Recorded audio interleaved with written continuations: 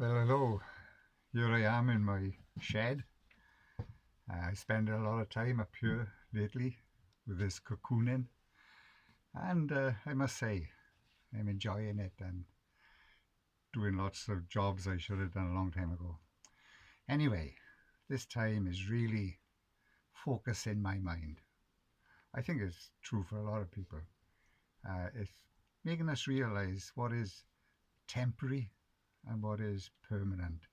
And I've been thinking of these verses that we uh, read in Paul's letter to 2 Corinthians chapter 4.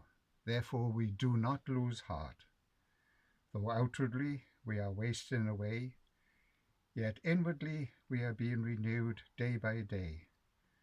For our light momentary troubles are achieving for us an eternal glory that far outweighs them all. So we fix our eyes, not on what is seen, but on what is unseen.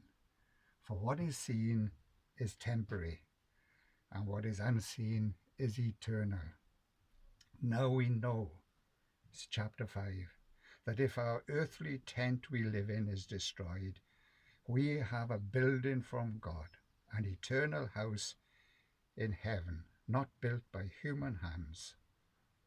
Meanwhile, we groan, longing to be clothed with our heavenly dwelling. I found those verses really encouraging. It reminded me of what is temporary and what is eternal. It's a bit like this shed. This is my garden shed. It's very limited. It's a small shed. Down there is our little house. But that little house has a lot more than this shed has. And reminded me of the truths of the gospel. And at this time of uncertainty, we can be confident in the things that the gospel brings to us. Confident that there is forgiveness. Confident that we can be reconciled to God, that there is a relationship we can have and enjoy with Jesus. Confident that we have eternal life and so much more.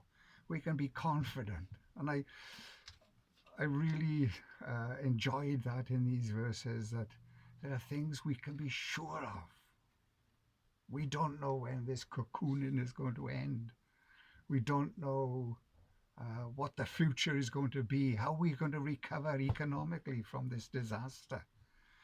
But Paul could say, and we know. We know.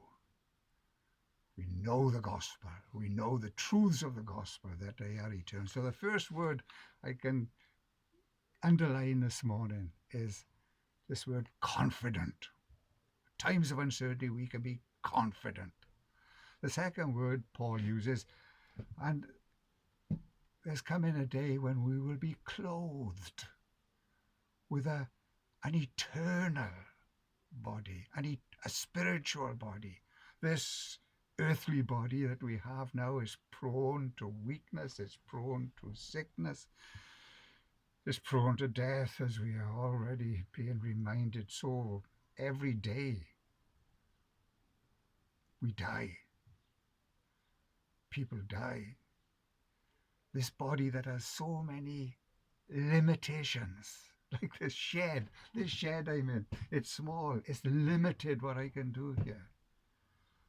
But one day we're going to be clothed in a spiritual body, a body that has no sickness, a body that has no disease, a body that has no virus, a body that is eternal, will last forever.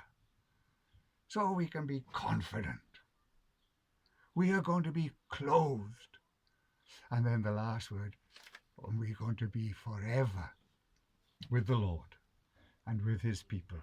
No more separation then. Now we can't have anybody into our home because of the restrictions that are in place. Even the family can't come in. We can't give them a hug. And it's so frustrating to see them on WhatsApp or whatever, on Zoom, and not be able to give them a hug. But one day there will be no separation. We're going to be with our loved ones. all those who believe this glorious gospel.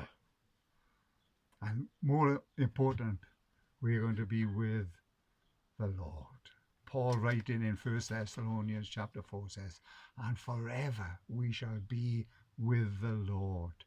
And the last verse says, therefore encourage one another with these words. So as I stand in my little limited shed and talk about these things, it's wonderful to know that this world, all it offers is sheds that are temporary.